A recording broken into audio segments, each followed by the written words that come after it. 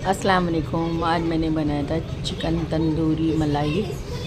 तो मैंने चिकन में सब मसाला लगा दिया था, घर का ही मसाला लगाई थी। हल्दी, धनिया, मिर्ची पाउडर, गरम मसाला पाउडर, जीरा पाउडर, ब्लैक पेपर पाउडर, और मैंने इसको थोड़ा सा दही डाल के, नींबू डाल के रख दिया था 2-3 घंटा। ये रहा मूल मस्का। मैंने मस्का भी लाया था, पहले थोड़ा सा मैंने सेक लिया। सेकने के बाद फिर मस्के को उबाला, गरम किया, मतलब गरम करके, क्योंकि पानी पानी डालना पड़ता है। देखिए बेहतरीन, कितना अच्छा लगता है, बहुत अच्छा लगता है खाने में। बच्चे लोगों के ज़्यादा फेवरेट है ये रहा। मैंने मलाई डाल दिया था, आधा किलो जितना मलाई है और 100 ग्राम जितना मस्का है। तो मलाई मैंने ऊपर से डाल दिया था, फिर मस्के को गर्म करके मैंने मस्का डाल दिया था, थोड़ा चाट मसाला डाला था। तो बहुत अच्छा लगता है, बहुत खाने में टेस्टी लगता है। ये इसको स्टार्टर बोलते हैं, बच्चे लोग स्टार्टर समझ के खाते हैं।